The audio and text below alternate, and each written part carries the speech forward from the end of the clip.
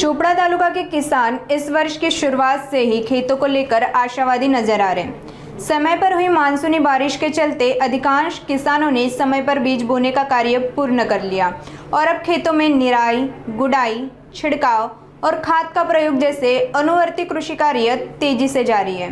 चोपड़ा तालुका के किसान इस वर्ष समय पर हुई बारिश से संतुष्ट है और खेतों में फसलों की स्थिति भी फिलहाल ठीक है, लेकिन आगामी बारिश की स्थिरता पर अंतिम उपज निर्भर रहेगी।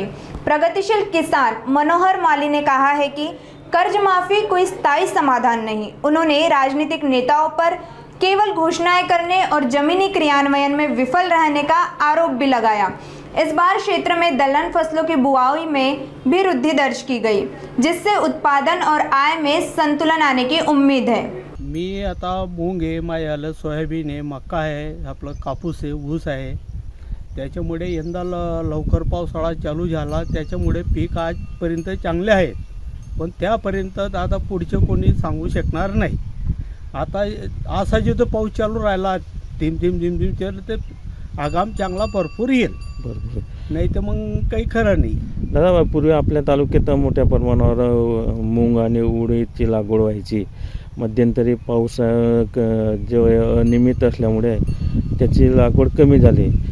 ते असं कारण का ते आपला पाऊस जो आहे जून महिन्यामध्ये जो पाऊस जो पडलेला आहे असतो ते बरं राहतं।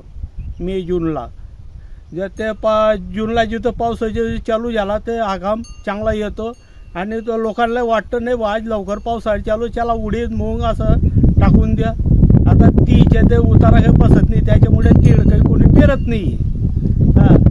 यावर्षी वेळेवर पाऊस सुरू झाल्यामुळे या तालुक्यात उडीद आणि मुगाचे क्षेत्र वाढलेलं दिसतंय। हो, यावर्षी आता मुंग टाकलेला लोकांना काही उडीद टाकलेला आहे आणि मकाची लागवड भरपूर झालेली आहे। कापूस कमजोर आहे।